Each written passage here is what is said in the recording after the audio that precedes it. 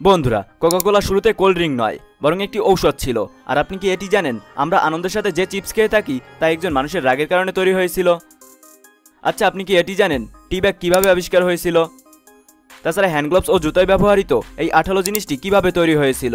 তো বন্ধুরা, রহস্যের সমাহারের এবারের পর্বে এমনই কিছু জিনিসের উদ্ভাবন সম্পর্কে জানতে চলেছেন, তাই ভিডিওটি শেষ পর্যন্ত দেখুন এবং ভিডিওটি লাইক করে দিন।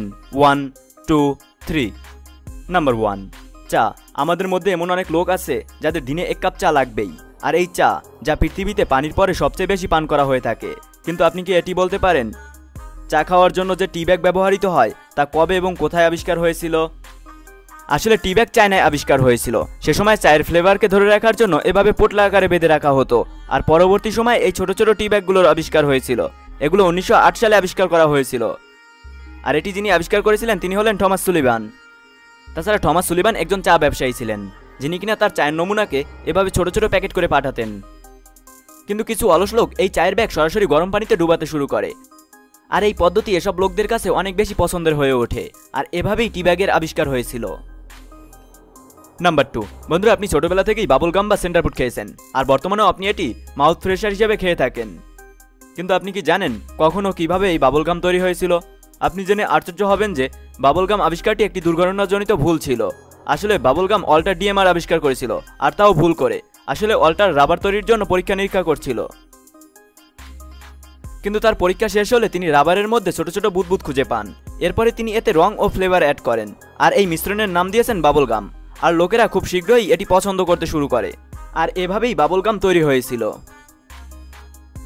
নাম্বার 3, আজকাল সকলেই মশলাদার জিনিস খেতে পছন্দ করে, যার মধ্যে চিপস শীর্ষ ক্যাটাগরিতে আসে, যা মানুষ খুব আনন্দের সাথে খেয়ে থাকে। কিন্তু আপনি কি জানেন যে চিপস আপনি খুব আনন্দের সাথে খেয়ে থাকেন তা আসলে একজন ব্যক্তির রাগের কারণে উদ্ভাবন হয়েছিল?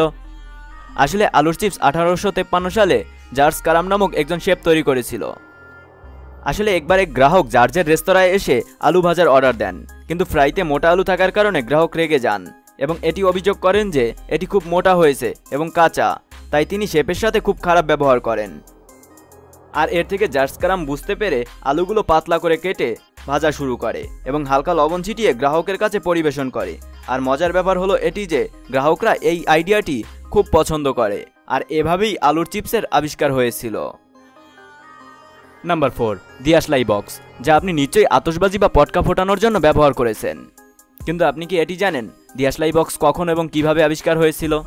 প্রকৃতপক্ষে 1826 সালে জন অলকার রাসায়নিক পাত্র ঝাঁকানোর জন্য একটি কাঠের টুকরো ব্যবহার করে। এরপরে সেটি দিয়ে তার টেবিল পরিষ্কার করতে শুরু করে, আর ঘর্ষণের ফলে কাঠের টুকরোয় আগুন লেগে যায়, আর এভাবেই দিয়াশলাই বক্সের আবিষ্কার হয়েছিল। নাম্বার 5, আপনি কি জানেন কোকাকোলা আবিষ্কারের উদ্দেশ্য ছিল পান করা নয়, বরং মাথা ব্যথা ও দুশ্চিন্তা দূর করা। আর এটি আবিষ্কার করেছিলেন জন পেম্বারটন, মূলত মাথা ব্যথা থেকে নিরাময়ের জন্য। আর যখন তিনি এটি আবিষ্কার করেছিলেন তখন ভুলবশত মিশ্রণে কার্বনেট পড়ে যায়, আর যখনই জন পেম্বারটন এই মিশ্রণটির স্বাদ গ্রহণ করছিলেন তখন তিনি এটি খুব পছন্দ করেন, আর তখন থেকে আজ অব্দি কোকাকোলার ব্যাপক ব্যবহার হচ্ছে। নাম্বার 6, বন্ধুরা, আপনি জুতো বা হ্যান্ড গ্লাভসে এই আঠালো জিনিসটি নিশ্চয়ই দেখেছেন, কিন্তু আপনি কি এটিও জানেন একে কি বলা হয় এবং এটি কিভাবে আবিষ্কার হয়েছিল? আসলে এটিকে ভ্যালক্রো বলা হয়। এটি ভুল দ্বারা আবিষ্কার হয়েছিল। জাজ ডিম্যার্টো যখন তার কুকুর নিয়ে হাঁটছিল তখন তার প্যান্ট কুকুরের লুপের সাথে আটকে যাচ্ছিল, এবং তিনি এটি লক্ষ্য করেন যে কুকুরের গলায় থাকা জিনিসটি সুতো জাতীয় জিনিসের সাথে আটকে যাচ্ছে, এবং তিনি এটি নিয়ে গবেষণা করতে শুরু করলো এবং এর নাম দিল ভ্যালক্রো। তো বন্ধুরা, এগুলো তো আপনি জেনেই গেলেন, কিন্তু এটি কোন দেশ যেখানে বাচ্চাদের দুধের প্যাকেটের মতো নিয়ে যাওয়া হয়? আচ্ছা, চায়নায় 5ম শ্রেণীর পর লেখার জন্য এমন কি জিনিস দেওয়া হয় যে যার কারণে আপনি স্কুলে যাওয়াই ছেড়ে দিবেন? আর এটি কোন দেশ যেখানে ধর্মনিরপেক্ষতা অনেক বেশি? তো বন্ধুরা, স্ক্রিনে দেওয়া এই ভিডিওটি এখনই দেখে নিন। তো দেখা হচ্ছে নতুন পর্বে, ততক্ষণ পর্যন্ত কিপ দ্য নলেজ।